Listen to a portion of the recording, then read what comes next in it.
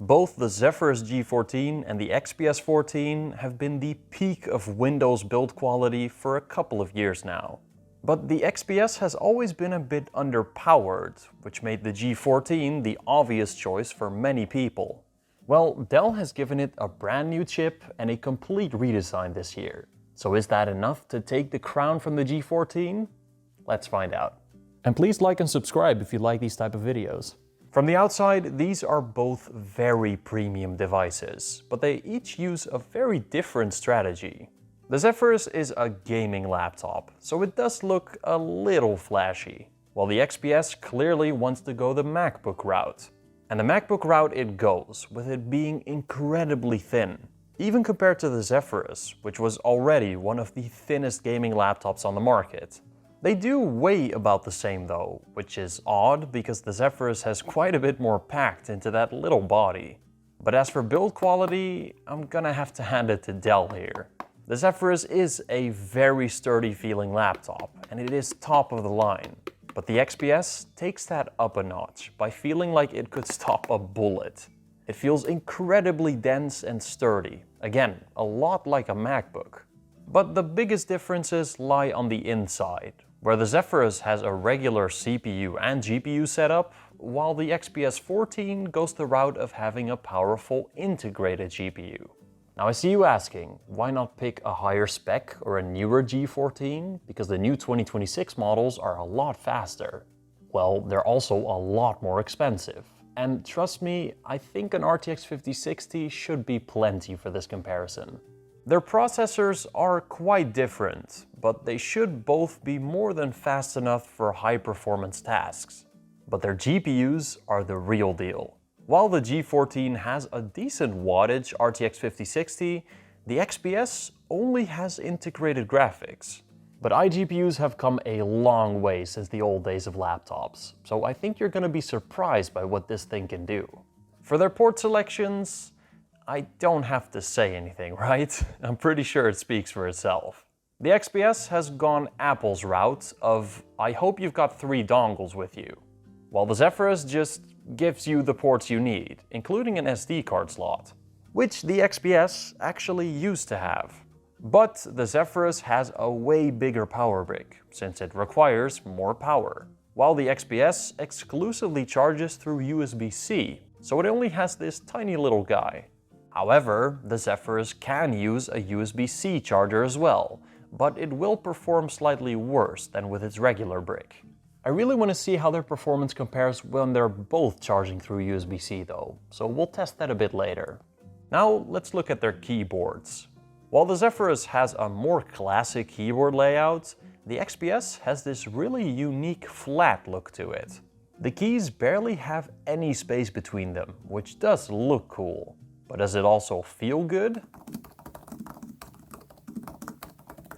Well, it's a little harder to blindly type this way. You don't really feel when you're moving over to another key. The Zephyrus, meanwhile, feels great, and like any other laptop keyboard. You can probably get used to the XPS, but it also has more shallow keys, so I think the Zephyrus is just better here.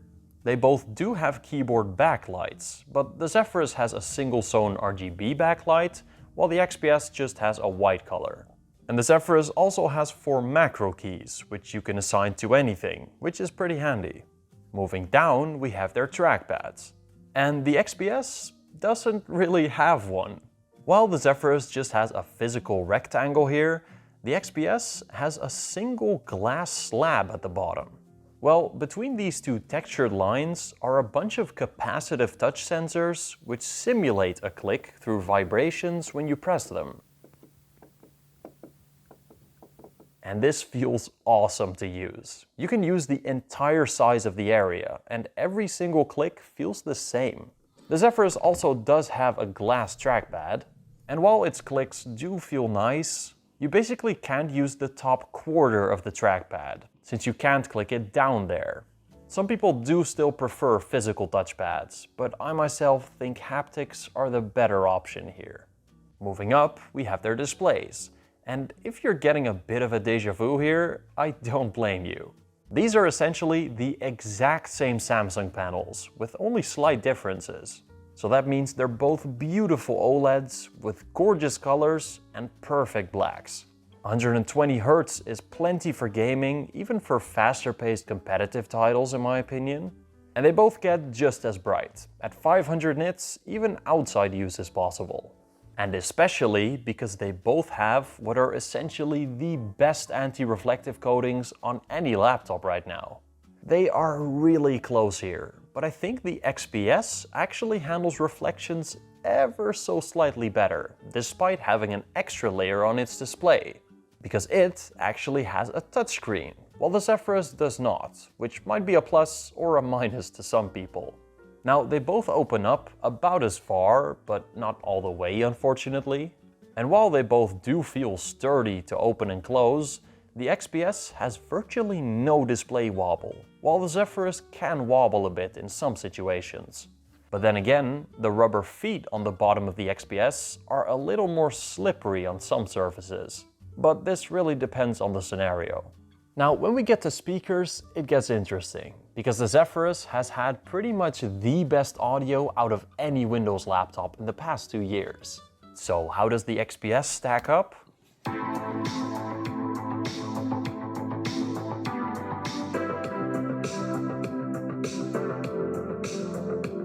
Well, it gets quite close. This new XPS has great audio quality. It gets loud, has a lot of bass, and just sounds really balanced. But the Zephyrus still easily wins here. It has infinitely more bass, sounds bigger, gets louder, and overall it just sounds better. The XPS has speakers behind its keyboard and on the bottom, so at times it can sound a little muffled. While the Zephyrus has subwoofers on the bottom and these two large speaker grills at the top. So overall, it just sounds almost perfect.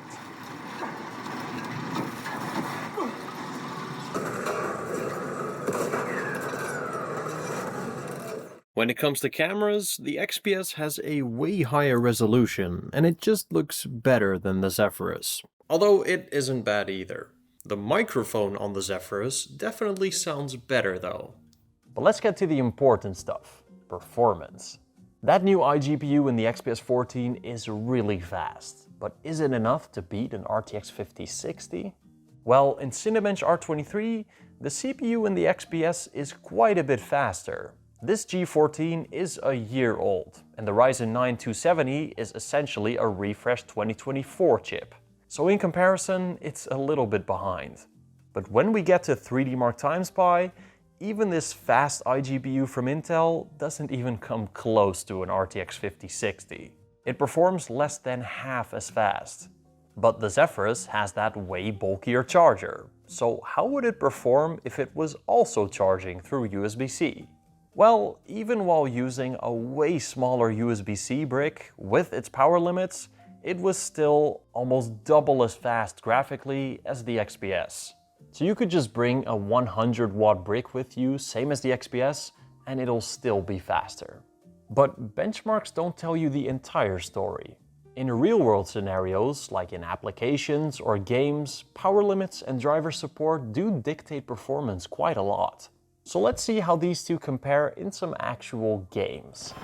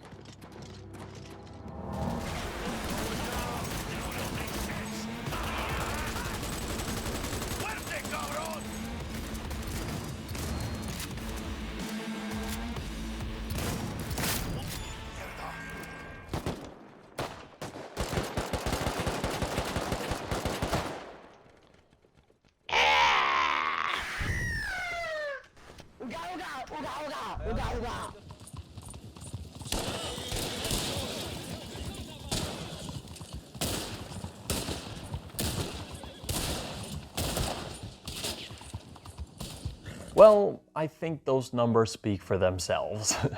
These tests are a little misleading. The XPS 14 absolutely can play games perfectly fine if you lower the settings and lower the resolution by a bit.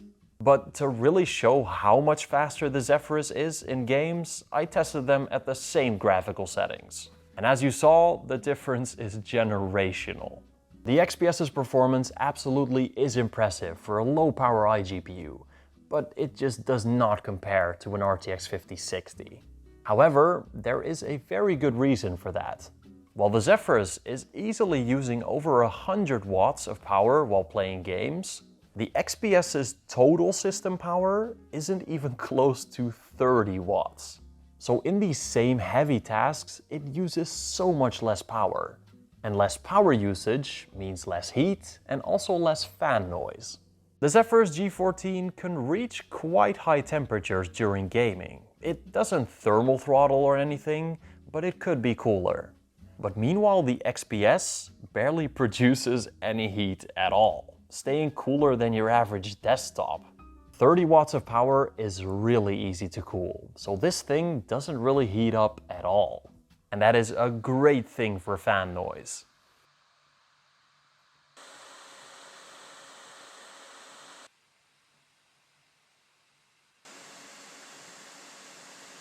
Even in the heaviest of workloads, the XPS is barely louder than a whisper, while the Zephyrus G14 can make quite some noise.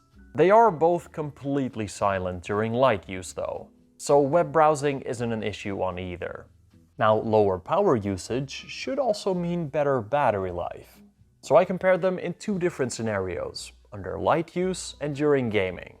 In the light use tests, I played a YouTube video until both their batteries died, with their displays at 80% brightness, at 60 Hz, and with their keyboard backlights turned off. And as expected, the XPS lasted damn near double as long as the Zephyrus G14. The Ultra 7 358H is simply an incredibly efficient chip. And with low power efficiency cores handling light tasks, it barely uses any power on battery. The new 2026 G14 models also have this same generation of chips, and those last even longer than the XPS. But like I said before, those are also a lot more expensive. Now in the gaming test, I played Minecraft until their batteries died, with the same settings as before. And even in these heavier loads, the XPS just uses so much less power, so it lasts a lot longer than the G14. But thinness always comes at a cost. And since the XPS is so much thinner, does it also have less space for upgradeability? Well, yes, unfortunately it does. They both have soldered RAM, which is kind of a given at these smaller sizes. And they both also have only one M.2 SSD slot, so storage upgrades kinda suck. But the XPS doesn't even have a Wi-Fi card slot, although it does have Wi-Fi 7, so it's not gonna be slow or anything. But now we come to the great divider, pricing. The new 2026 Zephyrus models are expensive to say the least, but this last gen RTX 5060 one is still readily available. The XPS lineup has always been expensive, but the XPS 14 with these exact same specs can be found for around $2,500 in Europe and give or take the same price in the US, including taxes. But the Zephyrus G14 is a whole lot cheaper with this RTX 5060, being around 1,800 to 2,000 euros in Europe.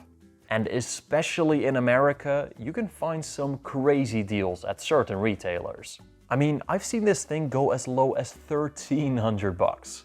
But then again, those prices were before the RAM crisis, so I don't think we're gonna see anything like that anytime soon. I'll post links for all of these in the description down below for if you want to buy any of them. Okay, this is all getting a bit confusing, so conclusion. Which one of these two should you buy? The Zephyrus G14 or the XPS 14? Well, for most people, I would just get the Zephyrus. These are two pretty different laptops, but they try to achieve the same goals. They're both 14 inches, very portable, and for their size, really fast. They both have gorgeous displays, great speakers, and really good build quality. But the XPS simply has a better build quality and is impossibly thin, while the Zephyrus is just downright faster. An RTX 5060 can play basically every game with ease. But the XPS can play most games as well, if you just turn down the settings and resolution. So here's my advice. If you're on the go a lot, need a premium device, and just want to play some lighter or older games on the side, get the XPS, because it is essentially a Windows MacBook and it can still handle most titles at lower settings. And because of that super efficient processor, it barely uses any power. And that means very long battery life and barely any heat. I mean, this thing cannot get hot at all. But if you need a laptop with more power at this size and don't want to make any compromises on that, get the Zephyrus G14. Because although it is a little thicker, it is just so much faster GPU-wise, and it does everything else just as good. With all the improvements of the new 2026 G14 models, I do think they beat the XPS 14 in almost every way. But with the pricing that those things are at, they're just in a whole different league of laptops in my opinion. And that is pretty much it. See you all in the next video. Bye bye. Dame un good.